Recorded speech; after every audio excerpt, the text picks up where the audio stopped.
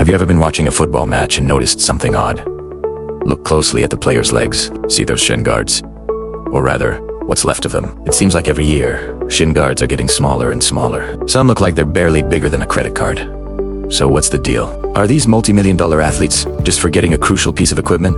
Or is there something else going on? Well, let's rewind a bit. Shin guards became mandatory in football way back in the late 19th century. Their purpose was simple: protect the shin bone, the tibia, from brutal kicks and tackles. Back then, pitches were rough, boots were heavy, and tackles were, let's just say, less regulated. A solid, full-length shin guard was an absolute necessity to avoid a broken leg. For decades, they were big, bulky, and wrapped all the way around the lower leg, often with ankle protection built in. Safety was the top priority. But as the game evolved, so did the players' priorities. Modern football is faster, more technical, and more about agility than ever before. Players need to feel light on their feet, and every single gram of equipment matters. Those old-school, bulky shin guards, they feel restrictive. They can get in the way of a player's touch on the ball and slow them down just enough to make a difference. Imagine trying to sprint or dribble with heavy weights strapped to your shins.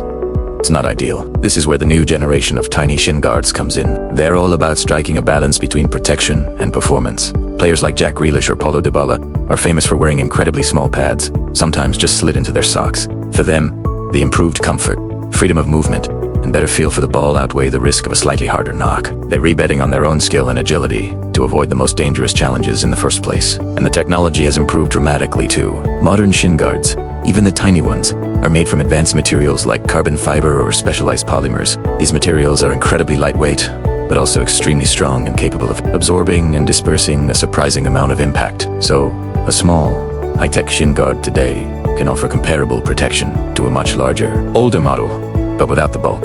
The rules also play a part. FIFA's laws of the game simply state that shin guards must be worn and must provide a reasonable degree of protection. What reasonable means is left open to interpretation, giving players the freedom to choose what they're comfortable with. Referees rarely check the size of the shin guards, as long as something is there.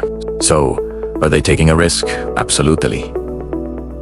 A smaller shin guard means more of the shin is exposed. A mistimed tackle could still lead to a nasty injury, but for these elite athletes, it's a calculated risk. They believe the performance benefits, the extra agility, the enhanced comfort, the split-second advantage are worth it. It's a fascinating example of how equipment evolves right alongside the sport itself, prioritizing speed and skill in the modern game. So next time you see a player with what looks like a postage stamp on their shin, you'll know why. It's not just a fashion statement. It's a conscious choice in the relentless pursuit of peak performance. What do you think?